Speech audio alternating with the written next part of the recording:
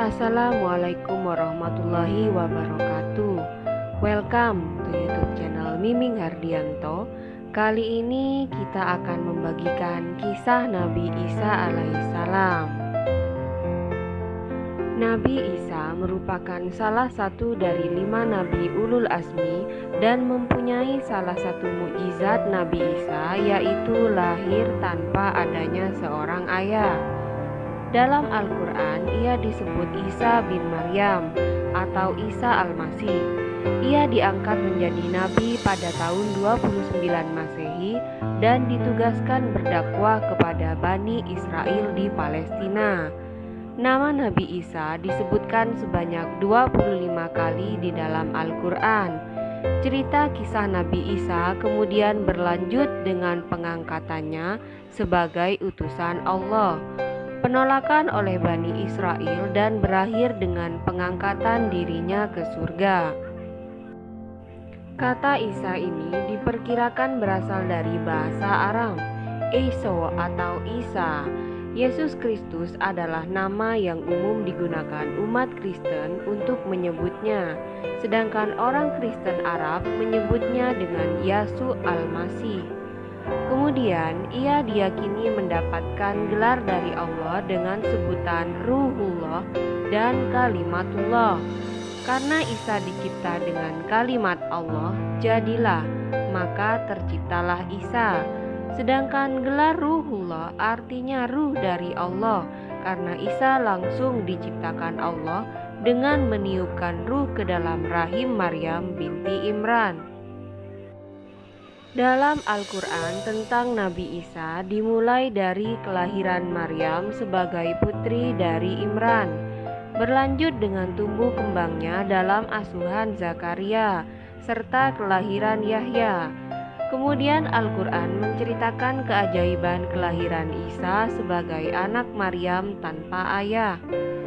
Ingatlah ketika malaikat berkata, "Hai Maryam, sesungguhnya Allah menggembirakan kamu dengan kelahiran seorang putra yang diciptakan dengan kalimat yang datang daripadanya. Namanya Al-Masih, Isa putra Maryam, seorang terkemuka di dunia dan di akhirat, dan termasuk orang-orang yang didekatkan kepada Allah." Ali Imran ayat 45. Dikisahkan pula bahwa selama Isa berada di dunia, ia tidak menikahi seorang wanita karena ia terlebih dahulu diangkat oleh Allah ke langit. Akan tetapi ada riwayat yang mengatakan bahwa Isa akan menikah dengan salah satu umat Muhammad ketika ia turun dari langit. Kejadian ini dikisahkan menjelang akhir zaman.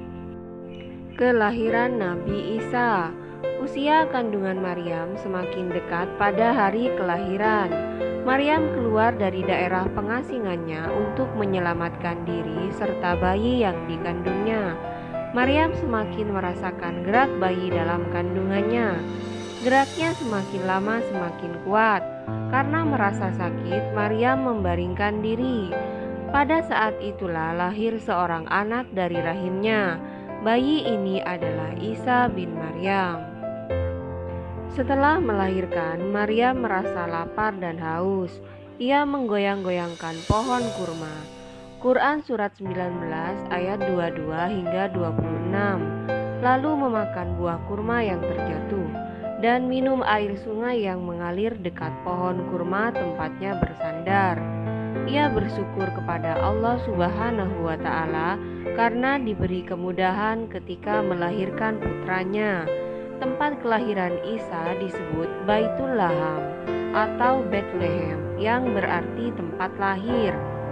Kota ini terletak sekitar 9,5 km di selatan Yerusalem.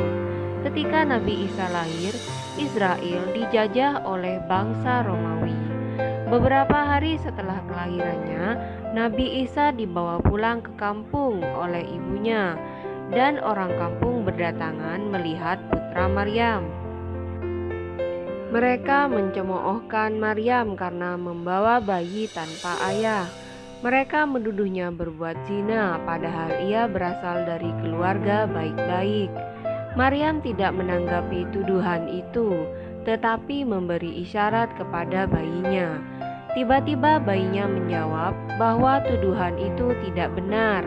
Jawaban ini berhasil membungkam mulut mereka. Begitulah Allah Subhanahu wa Ta'ala memperlihatkan kekuasaannya. Nabi Isa dihitan pada usia 8 hari sesuai dengan syariat para nabi sejak Nabi Ibrahim. Isa diangkat menjadi nabi. Orang Yerusalem mengenal Nabi Isa sebagai pemuda yang cerdik, pintar, berani, tegas dalam membela kebenaran, dan tidak pernah tunduk dalam menghadapi kebatilan. Sikap dan pendirian ini diketahui oleh Raja Herodus yang berkuasa di Palestina. Ia menganggap Nabi Isa sebagai musuh utama yang bisa mengancam kedudukannya. Herodus pun memutuskan untuk membunuh Nabi Isa. Rencana jahat ini sampai ke telinga Maryam. Oleh karena itu, Maryam segera menyelamatkan putranya dengan mengungsi ke Mesir. Maryam dan Nabi Isa tinggal di Mesir selama 12 tahun. Setelah Raja Herodus wafat, Nabi Isa dan ibunya kembali ke Palestina. Mereka menetap di Nasirah atau Nazaret, sebutan Nasrani, orang dari Nasirah, yakni pengikut Nabi Isa berasal dari nama tempat ini. Pada usia 30 tahun, Nabi Isa alaihissalam sering pergi keluar rumah untuk mengasingkan diri dari keramaian, membersihkan nurani dan mencari pencerahan jiwa. Ketika menuju ke Bukit Zaitun, Nabi Isa jatuh terduduk dekat sebuah batu besar. Tiba-tiba ada yang datang menghampirinya, lalu memintanya menjadikan batu besar itu roti. Namun Nabi Isa tidak mengabulkannya. Kebesaran Tuhan hanya ada pada Allah, kata Nabi Isa. Mendengar jawaban ini, orang itu yakin bahwa iman Nabi Isa tetap teguh. Lalu ia pun menghilang. Nabi Isa sadar bahwa yang menghampirinya itu adalah iblis yang berusaha menyesatkannya.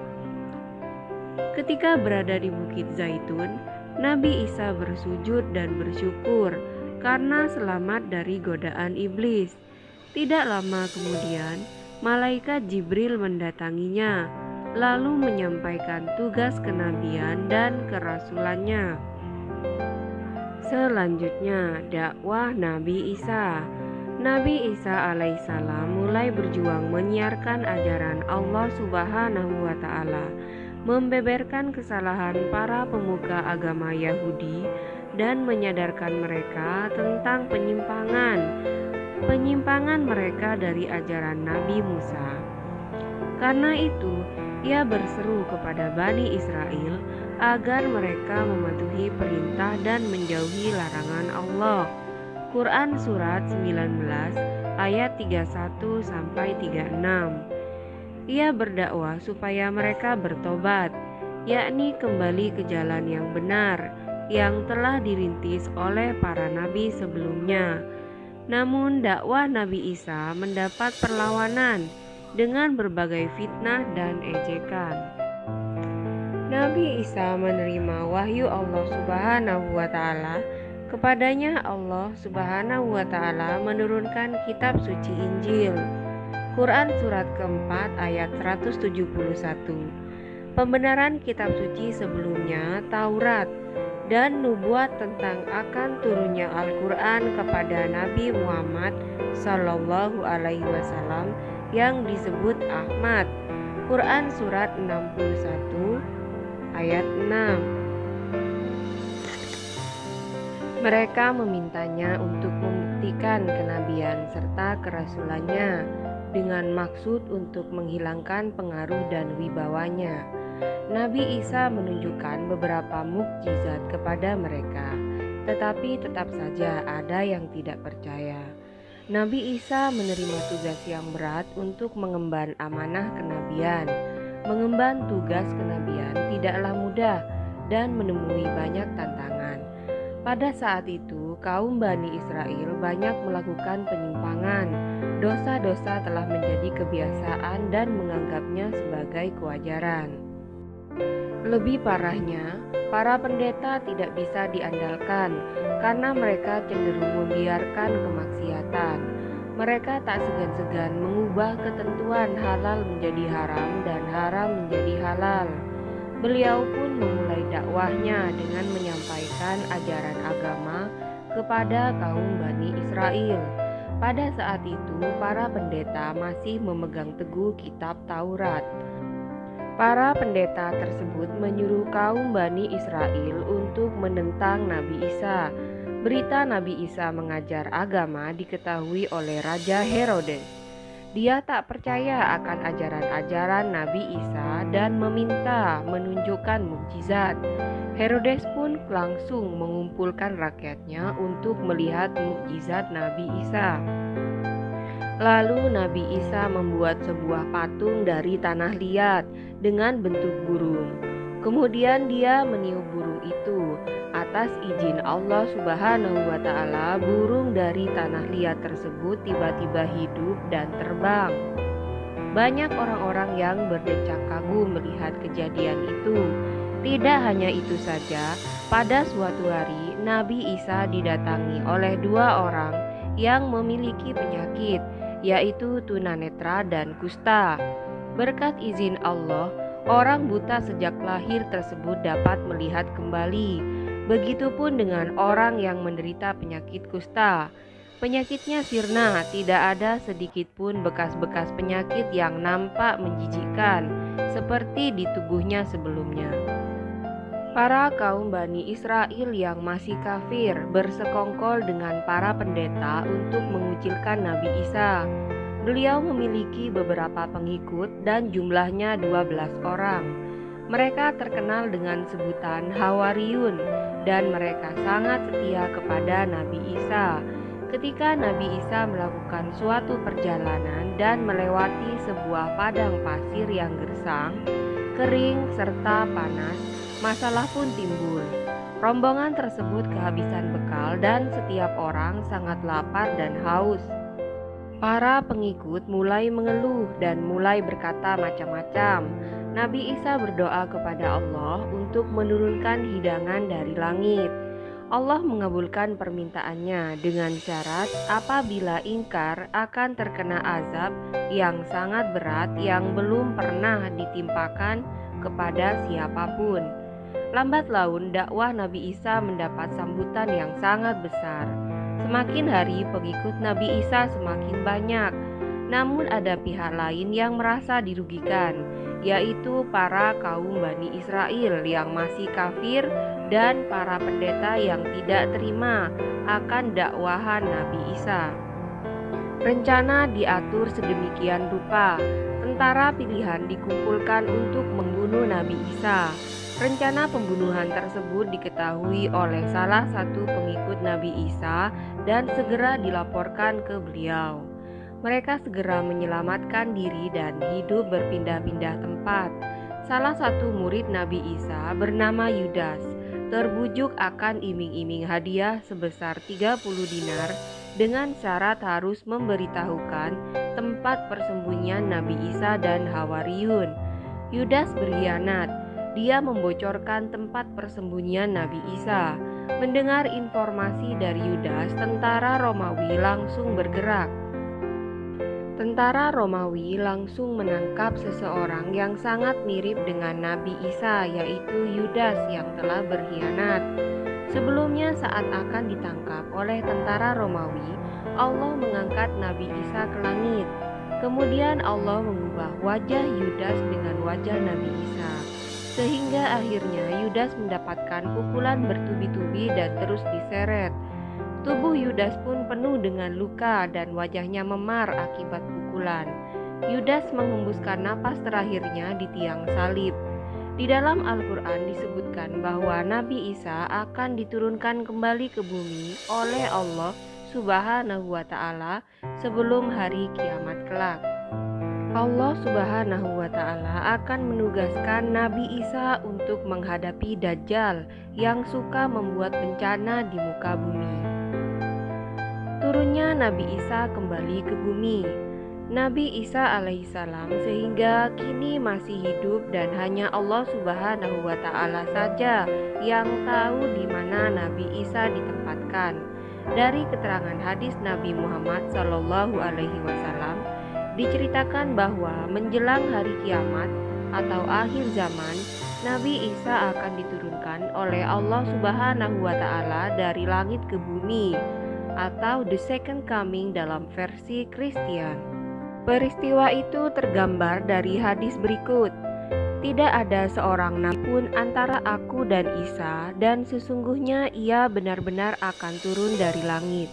Apabila kamu telah melihatnya, maka ketahuilah bahwa ia adalah seorang laki-laki berperawakan tubuh sedang, berkulit putih kemerah-merahan. Ia akan turun dengan memakai 2 lapis pakaian yang dicelup dengan warna merah. Kepalanya seakan-akan meneteskan air walaupun ia tidak basah. Hadis riwayat Abu Daud. Sekelompok dari umatku akan tetap bertempur dalam kebenaran secara terang-terangan sampai hari kiamat. Sehingga turunlah Isa ibnu Maryam, maka berkatalah pemimpin mereka, Al-Mahdi, "Kemarilah dan imamilah solat kami." Ia menjawab, "Tidak, sesungguhnya sebagian kamu adalah sebagian pemimpin terhadap sebagian yang lain, sebagai suatu kemuliaan yang diberikan Allah kepada umat ini, yaitu umat Islam." Hadis riwayat Muslim dan Ahmad. Tiba-tiba Isa sudah berada di antara mereka dan berkumandangkanlah solat. Maka dikatakan kepadanya, "Majulah kamu menjadi imam solat." "Wahai roh Allah," ia menjawab, "hendaklah yang maju itu pemimpin kamu, dan hendaklah dia yang mengimami solat kamu." Hadis riwayat Muslim dan Ahmad. Hal pertama yang dilakukan Nabi Isa setelah turun dari langit adalah menunaikan solat, sebagaimana yang dijelaskan oleh hadis-hadis di atas. Nabi Isa akan menjadi makmum dalam solat yang diimamkan oleh Imam Mahdi. Adapun lokasi turunnya Nabi Isa dijelaskan oleh Rasulullah Shallallahu Alaihi Wasallam dalam sebuah hadis berikut. Isa ibnu Maryam akan turun di Menara Putih, Al-Manaratul Baida, di timur Damsyik. Hadis riwayat Tabrani dari Aus bin Aus. Kedatangan Nabi Isa akan didahului oleh keadaan dunia yang dipenuhi kezaliman, kesengsaraan, dan peperangan besar yang melibatkan seluruh penduduk dunia. Setelah itu, kemunculan Imam Mahdi yang akan menyelamatkan kaum muslimin. Kemudian kemunculan Dajjal yang akan berusaha membunuh Imam Mahdi. Setelah Dajjal menyebarkan fitnahnya selama 40 hari, maka Nabi Isa akan diturunkan dari langit untuk menumpaskan Dajjal. Lalu mereka pun keluar. Kemudian Isa dilihat oleh Dajjal yang laknat yang baru saja mendakwa kepada manusia bahwa ia adalah raja yang mendapat petunjuk dan pemimpin yang arif serta bijaksana, bahkan mengaku sebagai Tuhan yang maha tinggi. Begitu Isa dilihat oleh Dajjal, Dajjal pun meleleh seperti garam yang meleleh di air. Kemudian Dajjal melarikan diri, akan tetapi ia dihadang oleh Isa di pintu kota Lut di Palestina.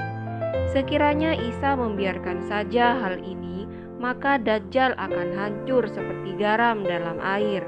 Akan tetapi Isa berkata kepadanya, "Sesungguhnya aku berhak untuk menghajar kamu dengan 1 pukulan." Nabi Isa membunuh Dajjal. Turunnya Nabi Isa ke bumi mempunyai misi menyelamatkan manusia dari fitnah Dajjal dan membersihkan segala penyimpangan agama. Baginda akan bekerja sama dengan Imam Mahdi memberantas semua musuh-musuh Allah.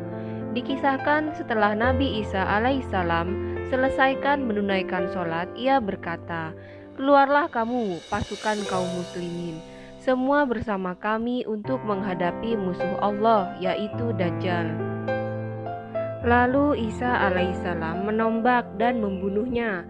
Maka Isa alaihissalam memperlihatkan kepada semua orang darah Dajjal di tombaknya.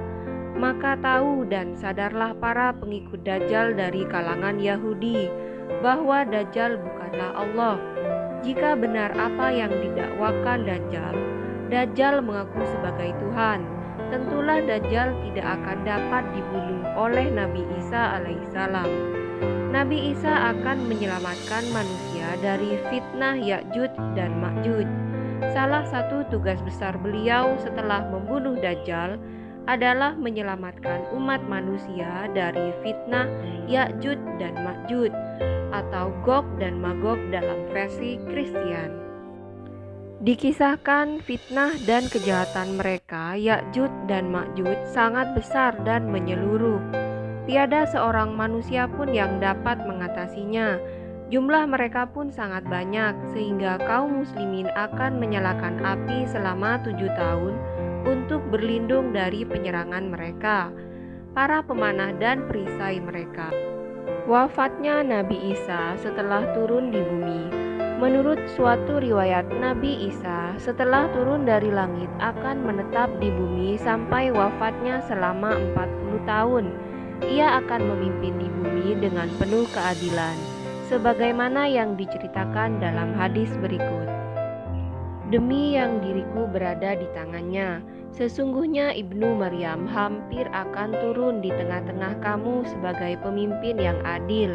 Maka ia akan menghancurkan salib, membunuh babi, menolak upeti, melimpahkan harta sehingga tidak seorang pun yang mau menerima pemberian, dan sehingga 1 kali sujud lebih baik dari dunia dan segala isinya.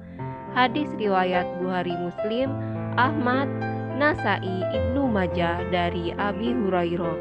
Diceritakan dalam sebuah hadis bahwa Nabi Isa akan melaksanakan haji. Demi zat yang diriku berada di tangannya, sesungguhnya Ibnu Maryam akan mengucapkan tahlil dengan berjalan kaki untuk melaksanakan haji atau umroh, atau kedua-duanya dengan serentak. Hadis riwayat Ahmad dan Muslim dari Abi Hurairah. Janji Allah pasti berlaku pada semua hambanya. Semua yang bernyawa pasti akan mati. Begitu juga Nabi Isa alaihissalam. Setelah menjadi pemimpin yang adil di akhir zaman, Allah Subhanahu wa Ta'ala akan mewafatkan Nabi Isa. Hanya Allah Subhanahu wa Ta'ala saja yang tahu bila dan di mana Nabi Isa akan diwafatkan. Setelah wafatnya Nabi Isa alaihissalam, dunia kemudian akan mengalami kiamat. Wallahu a'lam bishawab. Mukjizat Nabi Isa diantaranya adalah: 1. Lahir tanpa adanya seorang ayah. 2. Dapat berbicara sewaktu masih bayi untuk menerangkan bahwa ia seorang nabi yang diutus untuk Bani Israel. 3. Bisa mengetahui Taurat asli Musa yang disembunyikan dan telah mengalami banyak perubahan yang dilakukan oleh orang-orang cerdik dari kaum Yahudi. 4. Membentuk tanah seperti burung, kemudian meniupkan roh, lalu tanah itu menjadi burung. 5. Menyembuhkan orang buta. 6. Menyembuhkan orang yang berpenyakit sopak. 7. Menghidupkan kembali orang yang telah mati. 8. Diberikan kemampuan melihat hal-hal yang gaib melalui panca inderanya meskipun ia tidak menyaksikannya secara langsung. 9. Menurunkan makanan dari langit karena permintaan Hawariyun. Demikianlah kisah Nabi Isa yang sudah dirangkum dari berbagai sumber. Semoga bermanfaat dan kita dapat mengambil pembelajaran dari kisah Nabi Isa alaihissalam.